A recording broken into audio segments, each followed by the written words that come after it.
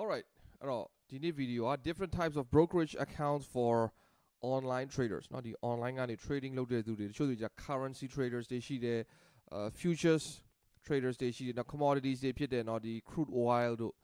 gold တို့ silver တို့ဒီ metal တို့ trading လုပ်တဲ့သူတွေရှိတယ်တချို့တွေじゃ stock traders တွေရှိတယ်စသဖြင့်เนาะဒီ online ကနေ professional trader တယောက်အဖြစ်ရက်တည်တော့မယ် online trader တယောက်လုပ်တော့မယ်အဲ့မှာ broker နဲ့ account ဖွင့်ရမယ်ဘယ်လို brokerage account မျိုးရွေးရမလဲဆိုတာဒီ video မှာကျွန်တော်ပြောပြသွားမယ်အဲ့တော့ပထမဆုံးအနေနဲ့ကျွန်တော်တို့ဒီ MetaTrader 4ပေါ့နော် MetaTrader 4 software မှာဆိုလို့ရှိရင်ဒီ broker အများစုကဘယ်ဟာ offer လုပ်လဲဆိုလို့ရှိရင်တို့မှာ standard account ရှိတယ်ပြီးလို့ရှိရင် ECN account ရှိတယ် zero spread account ဒီသုံးခုကတော့ဒါ the most popular accounts နောက်ပိုင်းမှာတော့ဒီ micro account တို့ SAN account တို့ရှိတယ်ဘာတွေလဲဆိုတော့ micro account ဆိုလို့ရှိရင် you can start from $5 SAN account ဆိုလို့ရှိရင် you can even start from $1ဒါစီးပွားပြတော့လို့မရဘူးပေါ့နော်အဲ့တော့ကျွန်တော်ထင်တယ်ဒီ account နှစ်ခုကဘာအတွက်လဲဆိုလို့ရှိရင်ဒီ strategy တစ်ခုကို set up လုပ်ထားတယ်ဒါကို testing လုပ်ချင်တယ်ဒါဆိုလို့ရှိရင်ဒီ micro account တွေ SAN account တွေသုံးလို့ရတယ်အဲ့ဒီအတွက်ပို့ပြီးတော့ suitable ဖြစ်တယ်ဒါပေမဲ့ကိုကဒီ trading online ကို professionally လုပ်ချင်တယ်ဒီကနေပြီးတော့စီးပွားဖြစ်လုပ်ချင်တယ်ဆိုလို့ရှိရင်တော့ဒီအပေါ်မှာပြထားတဲ့သုံးခုပေါ့နော်ဒီ standard account ရယ် ECN account ရယ် zero spread account ရယ်ဒါတွေကပို့ပြီးတော့ popular ဖြစ်တယ်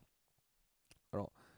ပထမဆုံးအနေနဲ့ standard account ဆိုတာဘာလဲဆိုတာအရင်ကြည့်အောင်နော် standard account မှာဒီဟာဆိုလို့ရှိရင် broker တခုကသူ့ရဲ့ website မှာကြော်ညာပေးထားတယ်ဒီသူ့စီမှာ standard account ဖွင့်မယ်ဆိုရင်ဘာလဲ initial deposit is $100 ဒေါ်လာ100နဲ့စလို့ရမယ်နောက်တစ်ခုကသူ့ရဲ့ spread ကဘယ်လောက်ဖြစ်မလဲ from 0.5 pips ဆိုပြီးရေးထားတယ်เนาะအဲ့မှာအရေးကြီးတာဘာလဲဆိုတော့ဒီမှာ from ဆိုတာရှိတယ်ချို့သူတွေကပျော်ပြီးတော့0.5 pips ပဲရှိတာမဟုတ်ဘူး it starts from 0.5 pips maybe goes up to 3 pips လောက်လည်းဖြစ်နိုင်တယ် maybe goes up to 4 pips လောက်လည်းဖြစ်နိုင်တယ်ဒါကတော့ကိုဒီ check ကြည့်ပေါ့နောက်တစ်ခုကဘာလဲ minimum volume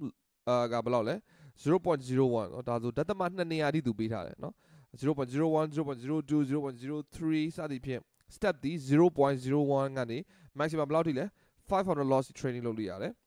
leverage ကဘယ်လောက်လဲ 1:3000 အများကြီးပေးထားတယ်နောက်တစ်ခုကြည့်အောင်ဒီမှာဆိုလို့ရှိရင် okay ECN account เนาะ ECN account ဆိုလို့ရှိရင်ဗါလဲသူ့ရဲ့ initial deposit ကဘယ်လောက်လဲ is $100 sorry ဘယ်လောက်လဲ it's $100 မဟုတ်ဘယ်လောက်လဲ$1000နဲ့စမှရအောင်ဒီဘက်မှာ standard account ဆို$100နဲ့စလို့ရတယ် initial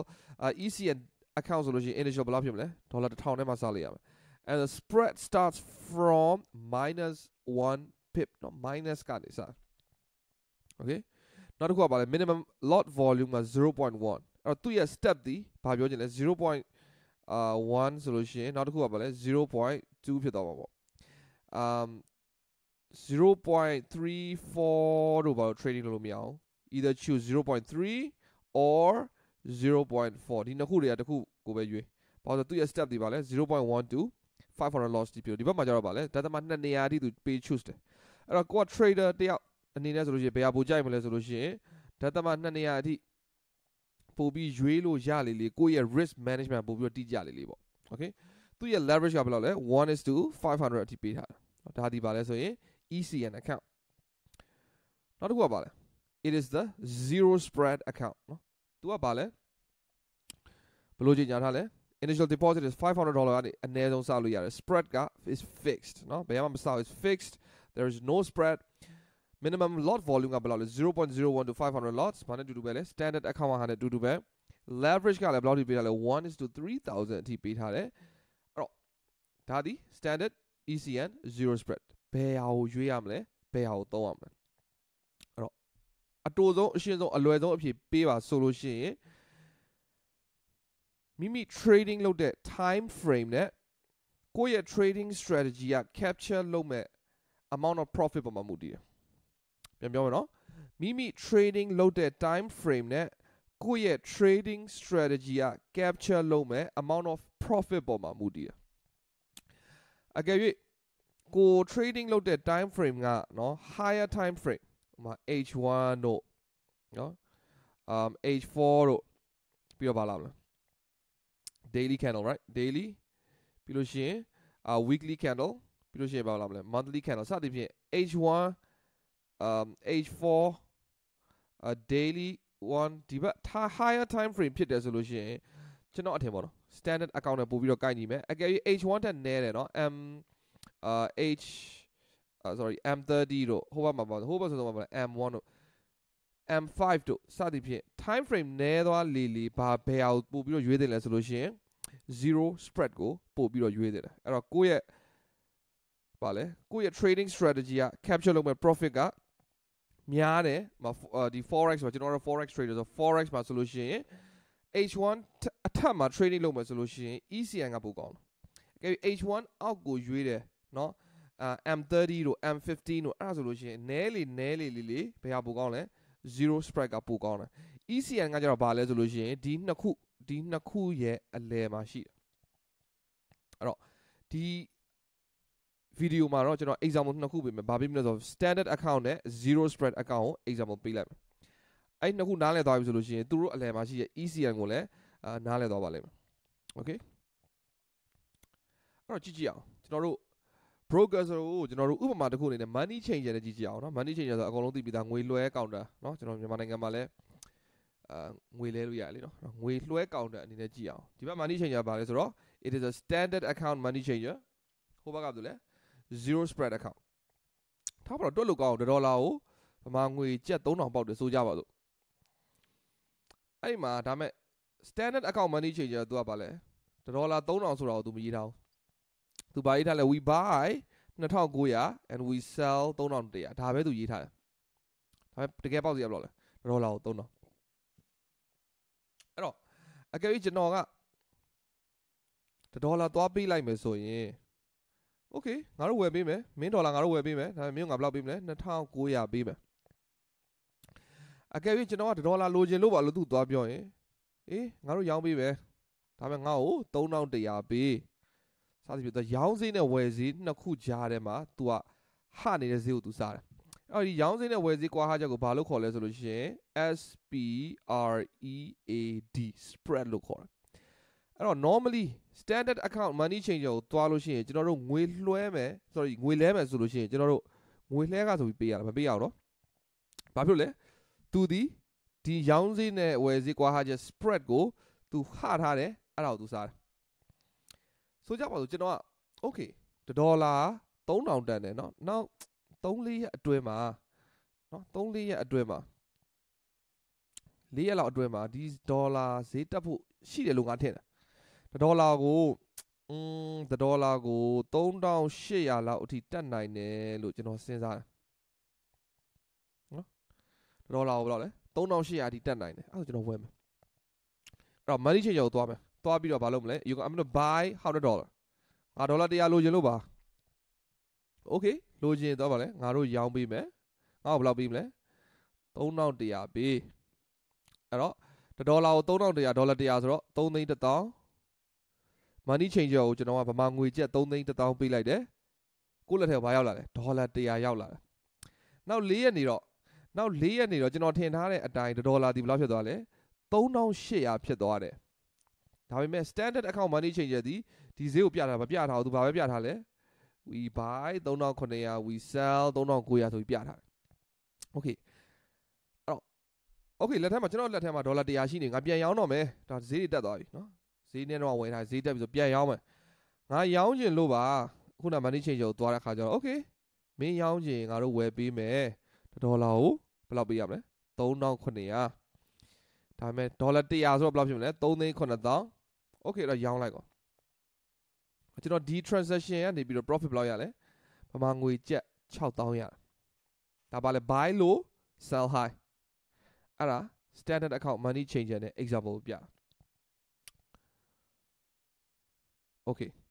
နောက်တစ်ခုကပါလဲ zero spread account money changer သူ့ရဲ့ဟာပါလဲဆိုတော့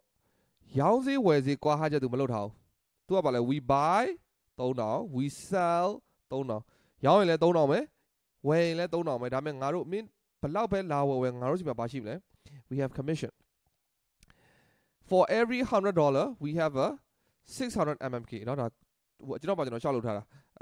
ထားပါတော့ဟို every $100 ကိုဗမာငွေကျပ်600 commission ပေးရမယ်ဆိုပြီးတော့ဒါကျွန်တော်ဥပမာပေးထားတာเนาะအဲ့တော့